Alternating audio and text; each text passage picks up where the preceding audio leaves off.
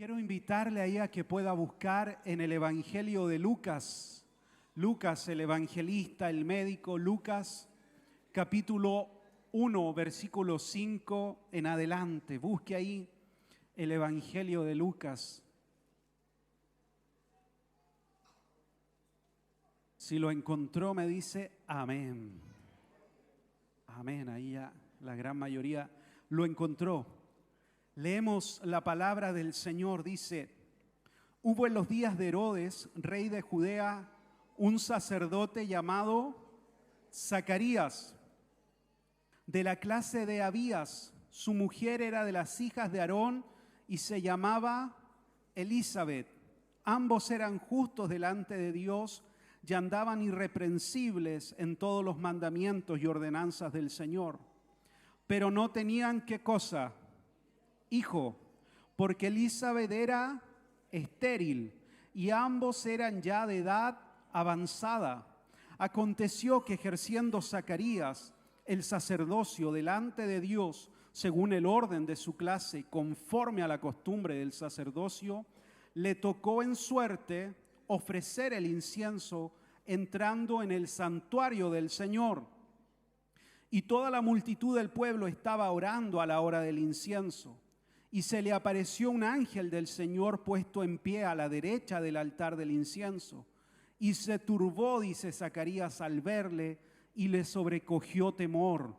Pero el ángel le dijo: Zacarías, no temas, porque tu oración ha sido oída. Y tu mujer Elisabet te dará a luz un hijo, y llamarás su nombre Juan. Y tendrás gozo y alegría, y muchos se regocijarán de su nacimiento, porque será grande delante de Dios. No beberá vino ni sidra, y será lleno del Espíritu Santo, aún desde el vientre de su madre. Y hará que muchos de los hijos de Israel se conviertan al Señor Dios de ellos, e irá delante de él con el espíritu y el poder de Elías, para hacer volver los corazones de los padres a los hijos y de los rebeldes a la prudencia de los justos, para preparar al Señor un pueblo bien dispuesto. Dijo Zacarías al ángel: ¿en qué conoceré esto? Porque yo soy viejo y mi mujer es de edad avanzada. Respondió el ángel, le dijo: yo soy Gabriel, que estoy delante de Dios y he sido enviado a hablarte y a darte estas buenas nuevas. Ahora quedarás mudo y no podrás hablar hasta el día en que esto se haga, por cuanto no creíste mis palabras, las cuales se cumplirán a su tiempo. Amén. Oramos al Señor. Padre, gracias porque hoy tengo la oportunidad de compartir de tu palabra, de tu verdad. Úsame, Señor, dame gracia, derrama sobre mi vida unción, autoridad, denuedo para hablar la verdad de tu palabra, y que ella sea para nosotros en esta hora alimento, comida, guía, Señor, para nuestras decisiones, guía para lo que estamos viviendo, enfrentando hoy, Señor. Tú eres un Dios que escucha, que ve y que habla nuestras vidas. Encamina nuestros pasos, Señor, por medio de la verdad de tu palabra. En tu nombre, Jesús. Amén y amén. Yo puse por título a esta palabra asombro. Así puse como título a este mensaje. El asombro es una sensación que uno siente frente a algo que lo cautiva, ¿sí? Frente a algo que a uno lo deja empequeñecido. Yo estuve compartiendo esta palabra el día de ayer con los jóvenes y la quiero compartir hoy con la iglesia. Eso es lo que el Señor puso en mi corazón. Y yo les ejemplificaba esta verdad cuando tuve la oportunidad por primera vez de cruzar, ¿sí?, la cordillera en vehículo, viajar de acá a Mendoza. Y cuando uno ve la cordillera y su majestuosidad y uno se para frente a aquello, uno se siente diminuto, pequeño, absolutamente pequeño. Uno se siente asombrado, ¿sí?, al ver la creación, lo que Dios ha hecho, lo que Dios ha creado. Y ese mismo grado de asombro es lo que nosotros debemos de sentir cuando estamos delante del Señor, cuando estamos en la presencia del Señor o cuando estamos en un culto. Debemos nunca perder esta capacidad de asombrarnos de quién es Dios y lo que Dios puede hacer en medio nuestro. Amén. Esa misma clase de asombro es lo que vivió el profeta Isaías cuando entra al templo y dice que vio al Señor y tuvo una visión y las faldas del Dios cubrían el templo. Y es ese grado de asombro frente a quién es Dios y lo que Dios puede hacer soberanamente en nuestras vidas. Ese grado de asombro lo escriben los profetas cuando han tenido un encuentro sobrenatural con Dios. Sus vidas quedan profundamente impactadas, cambiadas, transformadas. Juan lo describe así, estando él exiliado en la isla de Patmos, dice que vio a Cristo resucitado y que al verlo cayó como muerto, cayó a tierra. Porque ver a Cristo resucitado para él fue algo asombroso, causó en él un temor reverente. Ese grado de asombro es lo que siempre debemos de mantener como creyentes frente a la presencia de Dios y frente a lo que Dios hace y cómo Dios se mueve en medio nuestro y en nuestras propias vidas. Lo que acabamos de leer en la historia de los padres de Juan el Bautista, Zacarías y Elizabeth, ambos son los padres de Juan el Bautista. Y esto es el momento en que su padre recibe de parte del Señor un mensaje directo a través del ángel, que le viene a decir que él va a ser padre de Juan el Bautista. Hasta ese momento, recordemos un poquito de historia bíblica, el Señor ha estado en silencio por 400 años. Por 400 años no hubo profeta de Dios, no hubo ningún hombre que se pusiera en pie y dijera al pueblo, así dice el Señor. Y Dios decide romper ese silencio a través de la vida de Juan el Bautista. Pero esto inicia como inician muchas historias. Sí, muchas historias bíblicas y muchas historias como las nuestras. Inicia con la petición de una familia por una necesidad. ¿Cuál era la necesidad? Que ellos no tenían un hijo, que Elizabeth era estéril. Así inicia esta historia, como inician muchas historias en la Escritura y en nuestra propia realidad. Lo que ellos no dimensionaban era que la respuesta del cielo, la respuesta de Dios, iba a ser un hombre como Juan el Bautista. Juan el Bautista fue el precursor del ministerio de Cristo y comenzó a predicar como un loco en el desierto.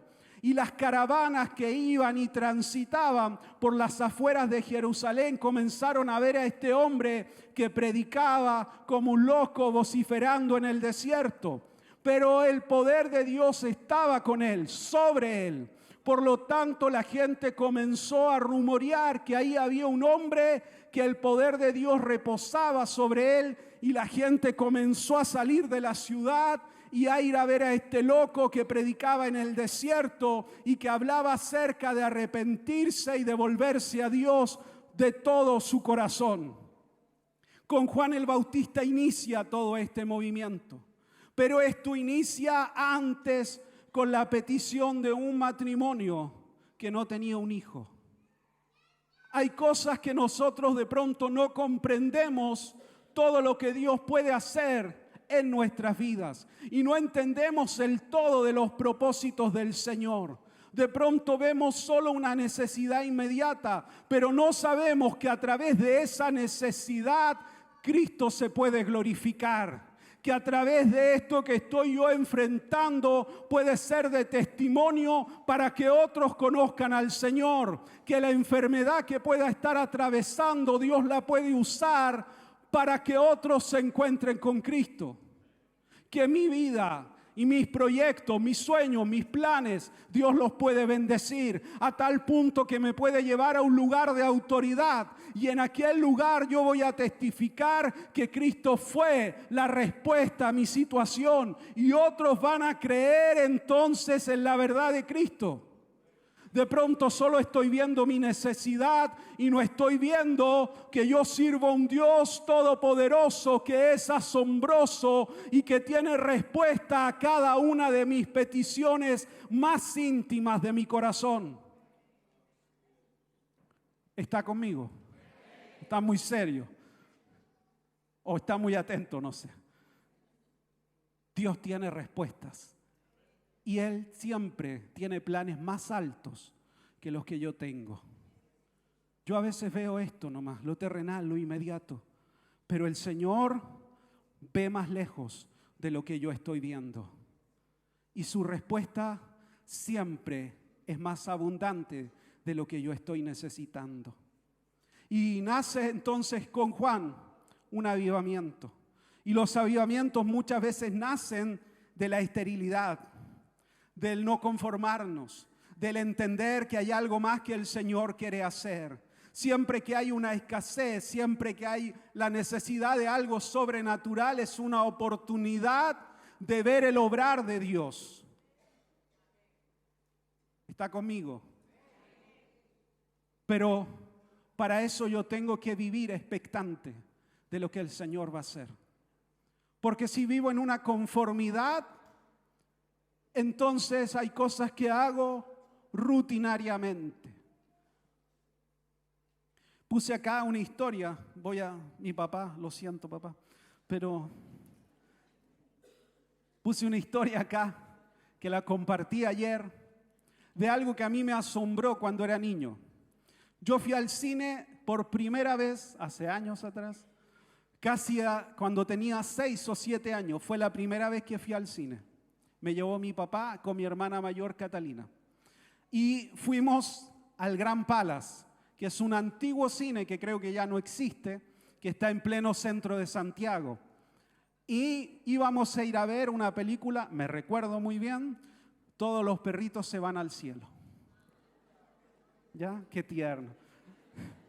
Yo como niño iba ilusionado, iba a ver a la película. Amo los animales, amo los perritos. Ese es un paréntesis. Y estábamos en esa fila enorme, porque era el cine más concurrido, porque tenía la pantalla más grande. Y en eso mi papá dice: a la vuelta hay otro cine. Voy a ir a ver si quedan entradas. Ustedes espérenme aquí, no se muevan. Y adivinan qué pasó. Me moví, obediente. Me moví y me perdí.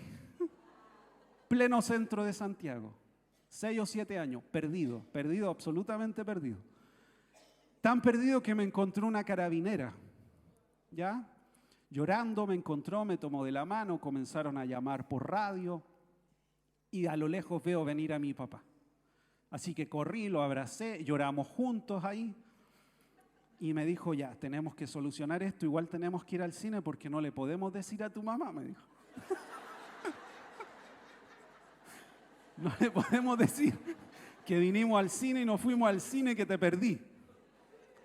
Así que fuimos a otro cine, fuimos a ver otra película que no tenía nada que ver con lo que íbamos a ver. Fuimos a ver La Academia de Policía. Nada que ver con Los perritos se van al cielo. Pero fue la primera vez que yo fui al cine y yo quedé impactado, asombrado. Y salí de la película, yo creo que a muchos nos pasa, o nos pasaba, salí de la película creyéndome alguno de los personajes. Yo no sé si soy el único que le pasa eso, ¿ya? Pero me creía el personaje.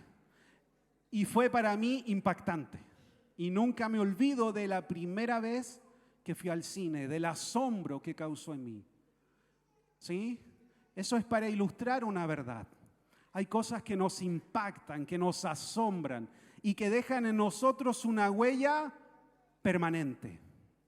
Pero, volvemos a Zacarías, a veces cuando hay cosas que hacemos constantemente, vamos perdiendo esa capacidad de asombro de lo que nos rodea. Para profundizar en el pasaje de Zacarías, tenemos que entender algunas verdades. Primero, que Zacarías era un sacerdote. No estaba ahí por accidente, por casualidad. Él era un sacerdote. Estaba destinado a esa labor.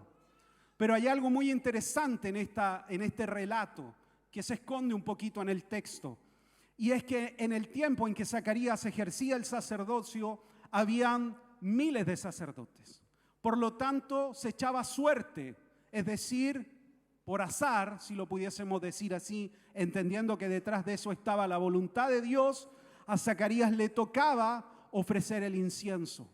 Y probablemente los escritores dicen, le tocaría una vez en la vida estar en el lugar santo. Recordemos una verdad teológica. Hoy el Espíritu Santo habita en nuestros corazones, pero en aquel momento ellos entendían que en aquel lugar, en el templo, en el lugar santo, estaba y moraba la presencia de Dios. ¿Sí? ¿Me siguen la idea? Por lo tanto, era la oportunidad que tenía Zacarías en su vida de estar en aquel lugar y de presentar delante de la presencia del Señor más directamente, si lo pudiésemos graficar así, su petición de ser padre. Pero Zacarías ya era de edad avanzada y ya había dejado de creer que era posible ese milagro. Ya no estaba en sus pensamientos, humanamente hablando. Él, como buen sacerdote, había pasado toda su vida en el templo. Toda su vida había estado en el templo. Conocía entonces de manera exacta todo lo que se daba en la realidad diaria del templo. Quizás había visto a muchos otros sacerdotes hacer la misma función, estar delante de la presencia del Señor, ofrecer ofrenda a Dios.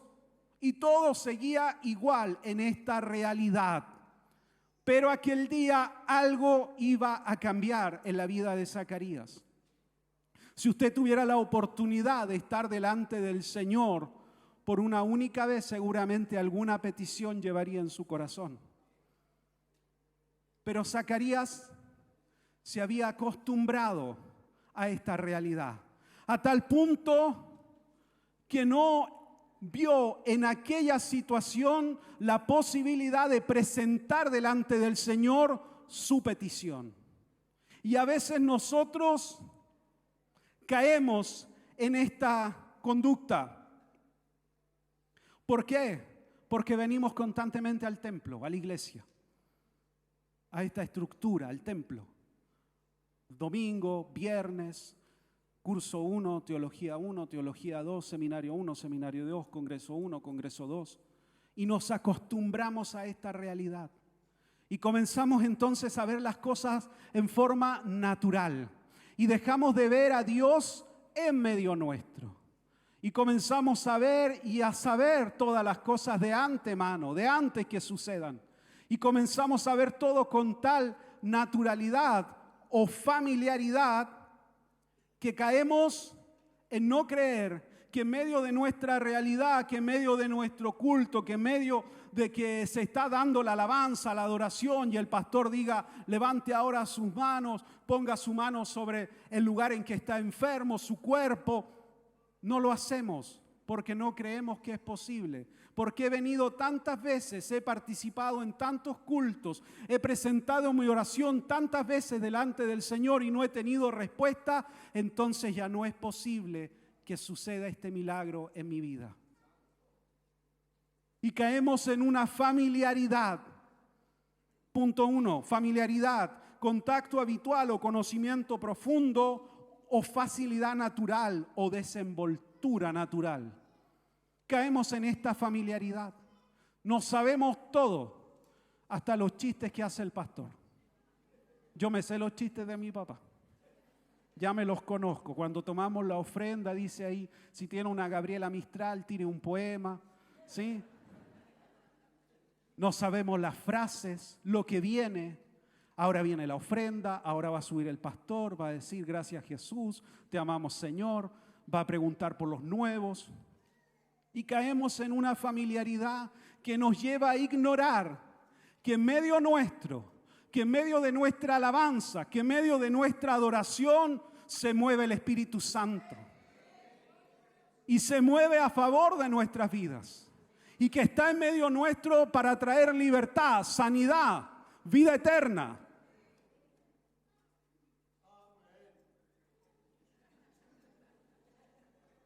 No podemos caer en ver las cosas con tal familiaridad que lo santo lo comencemos a ver como algo común o natural. Que veamos que todo se mueve de tal modo que ya nada nos sorprende. Y nuestro corazón entonces comienza poco a poco a apagarse, porque ya nada nos sorprende. Y nuestras expectativas de lo que Dios puede hacer comienzan a bajar, a disminuir. Y a veces cuando sucede esto dejamos de ver los pequeños milagros, si le pudiésemos decir así, que nos rodean. Porque el Señor nos habla todos los días. Porque la gracia de Dios nos rodea. Y su mano poderosa siempre está. Solo que a veces nuestra mente está puesta en un objetivo mayor, que en este caso, en la historia de Zacarías, sería tener un hijo. Está puesta toda nuestra esperanza en algo mayor y dejamos de ver los milagros que el Señor hace hoy en nuestras vidas. Si usted está acá, abrió sus ojos y hoy está acá, eso es un milagro del Señor. Es su misericordia, es su gracia. El día de ayer estábamos orando por una joven, muy joven. Sufrió ahí un accidente cerebral, cardíaco, falleció, 34 años. El que usted está acá es un milagro del Señor. Pero dejamos de ver las pequeñas cosas que el Señor hace, porque de pronto nuestra mente solo está enfocado en algo mayor. Y como esa respuesta no llega, pensamos que el Señor ya no está obrando en nuestras vidas. Y esas cosas nos llevan a perder y a ver todo con esta familiaridad. Aquí está Zacarías debatiendo en su interior porque le dice al ángel, ¿cómo será esto posible? ¿Cómo lo va a hacer el Señor? Si yo ya soy viejo, mi mujer es vieja también y más encima es estéril, ¿cómo va a ser esto posible? Por eso el ángel lo corrige y le dice, por cuanto no has creído, vas a quedar mudo, en silencio, hasta que Juan nazca. A veces dejamos de orar. Hay peticiones en nuestro corazón que las dejamos de presentar delante del Señor. Porque ha pasado tanto tiempo, hemos vivido tantas circunstancias que ya no creemos posible ese milagro y dejamos de presentarlo delante del Señor. Segundo punto, asombro o fe. Volvemos al ejemplo del cine, que refleja una verdad natural, algo espiritual. Yo hoy voy al cine, no causa el mismo efecto que cuando tuve 6, 7 años. Ya no me pierdo, hago caso. No causa la misma sensación, ni me causa a mí el mismo asombro. Ya no me salgo creyendo el personaje principal de la película. Bueno, un poco. Depende, lo dije ayer, Iron Man, pero no causa la misma sensación. Y a veces en lo espiritual comenzamos a esconder nuestra frialdad, nuestro apagar el espíritu con frases como, es que yo maduré en el Señor. Es que te falta madurar. Es que tú estás iniciando en los caminos del Señor. Por eso oras y ese entusiasmo y lloras y todas las palabras te llegan. Porque te falta crecer. A veces escondemos detrás de esa aparente madurez en la fe que algo se está apagando en nuestro interior. Porque cuando uno ve a alguien que recién se convierte, uno ve esa fe inocente, pura, y cree a todo como un niño. Y a veces eso, en vez de llevarnos a cuestionar y a decir, Señor, yo quiero tener esa fe, revierte en mí esto, renueva mi espíritu, nos lleva a tomar una actitud distante y decirle, no, es que te falta crecer, te faltan muchas cosas por vivir, tú estás recién comenzando.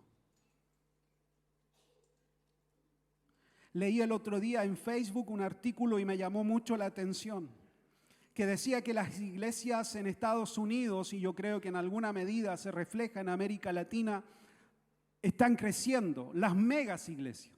Pero las pequeñas iglesias, las pequeñas comunidades están comenzando a disminuirse y a desaparecer. Que las grandes iglesias están absorbiendo a estas pequeñas iglesias y que cada vez se va disminuyendo el número de creyentes. Porque las grandes iglesias pueden ofrecer una sensación integral, asombrar los sentidos externos, por la música, por las pantallas, por la luz, por todo lo que puede ofrecer una gran iglesia. Pero eso es externo. Nuestro asombro a Dios debe ser interno, debe ser desde nuestro corazón. Yo debo estar asombrado de lo que el Señor hace por lo que Él está haciendo en mi propia vida. No me puedo asombrar por algo externo, por algo que estimula mis sentidos externamente. Al contrario, debe de nacer desde el interior, desde mi corazón. Y ver lo que el Señor está haciendo y ver su obra es lo que a mí me debe de mantener en este estado continuo de asombro por el Señor y por su presencia en mi vida. Porque lo externo pasa. Cuando uno vive de sensación en sensación, va buscando de un lado a otro donde sea lo último, lo más moderno, lo más actualizado. Y vivo esa experiencia, pero ahora necesito algo más adrenalínico, algo que me estimule más. Entonces mi fe no se basa en quién es Dios, sino en las cosas que rodean los movimientos cristianos. Y mi fe debe estar basada en quién es Él. Y eso es lo que a mí me debe de maravillar, lo que es el Señor en mi vida y lo que Él hace alrededor de mí. Y tengo que tener esa capacidad de ver constantemente lo que el Señor está haciendo.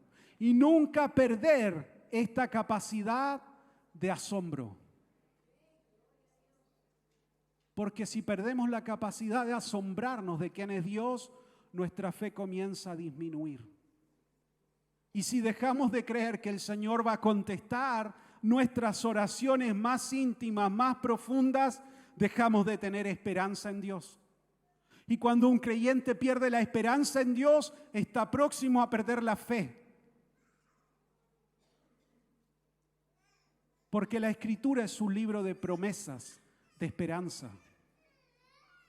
Por lo tanto, yo tengo mi esperanza puesta en Dios. Y sé que el Señor va a contestar.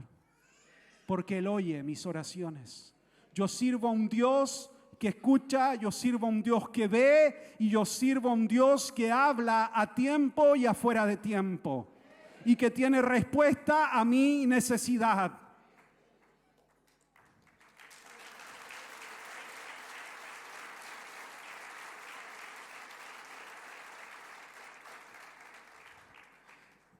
Tercera verdad, para ilustrarlo de algún modo, familiaridad versus asombro. En el Antiguo Testamento hay una historia que refleja esto. Es la historia de Abinadab versus Obed-Edom. Dos hombres que vivieron una misma o una experiencia similar. Abinadab sale en el Antiguo Testamento, en el libro de Samuel. Por casualidad de la vida, recibe el arca del pacto. El arca del pacto simboliza la presencia de Dios. Por un accidente, el arca llega a su casa y permanece ahí por 20 años.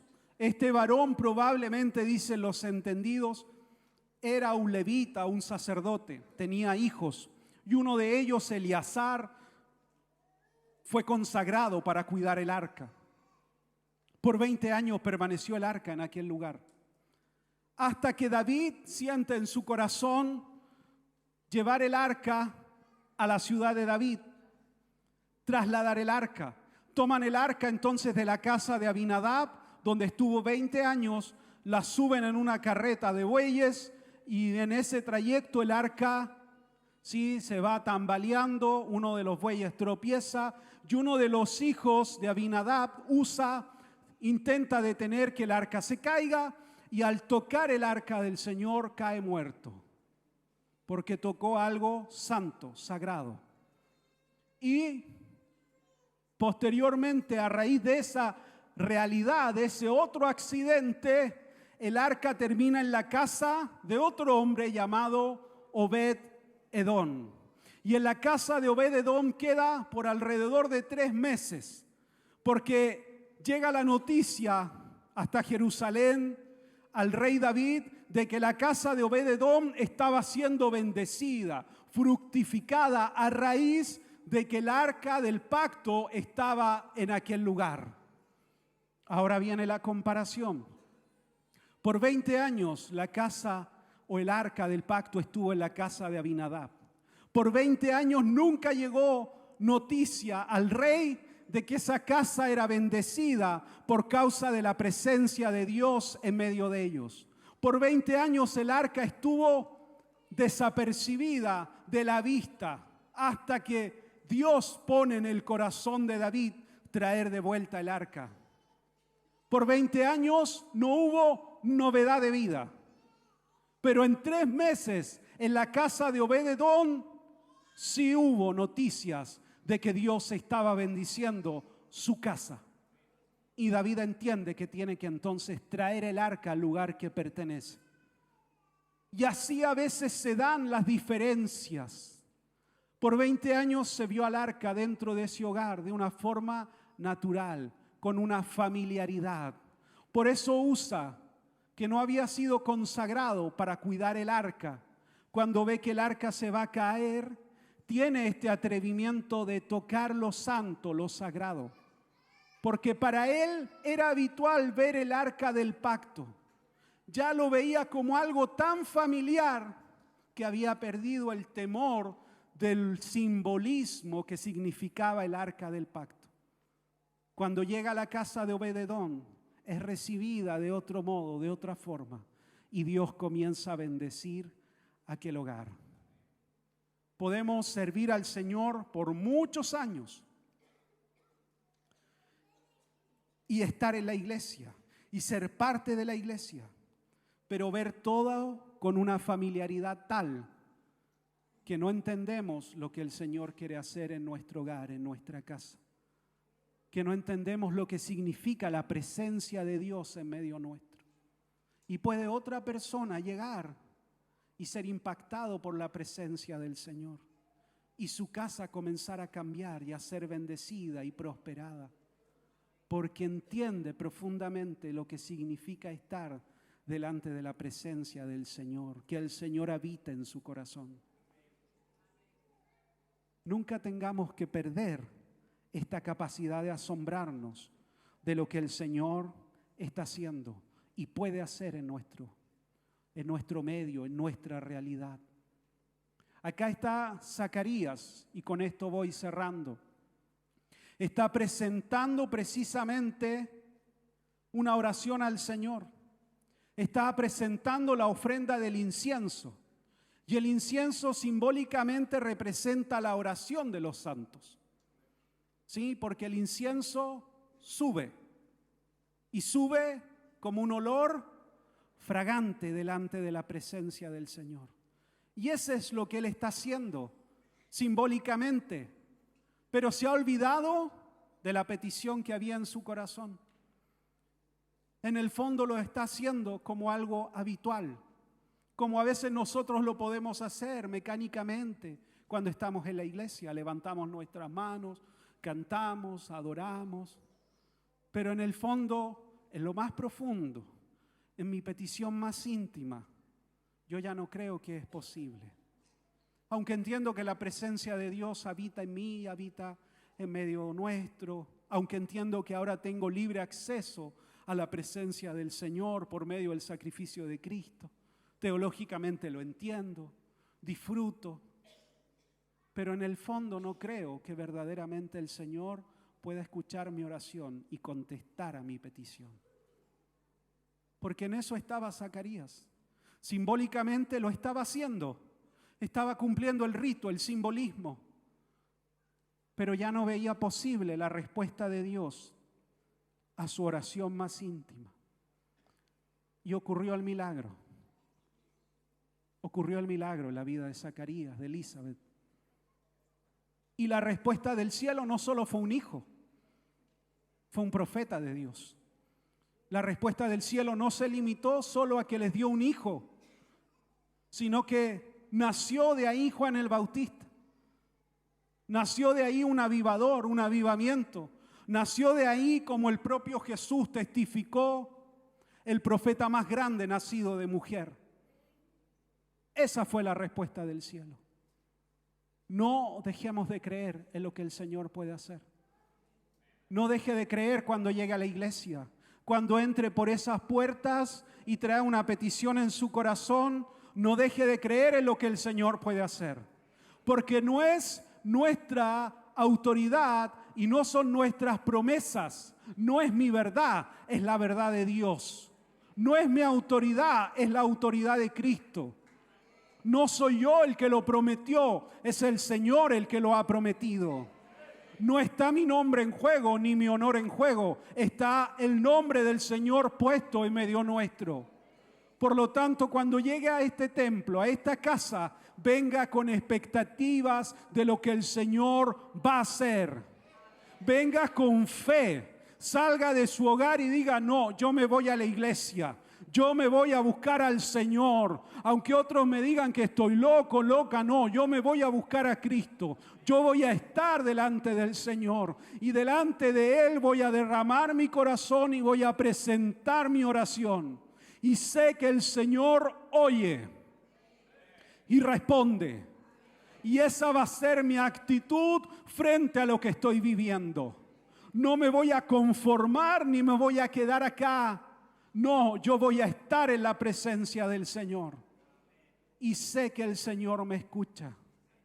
Y que mi oración va a subir delante de su presencia como olor fragante. Eso fue lo que recibió Cornelio en visión. Tus oraciones, le dice, han subido delante de la presencia del Señor. Nuestras oraciones suben delante de su presencia. Están delante de su presencia.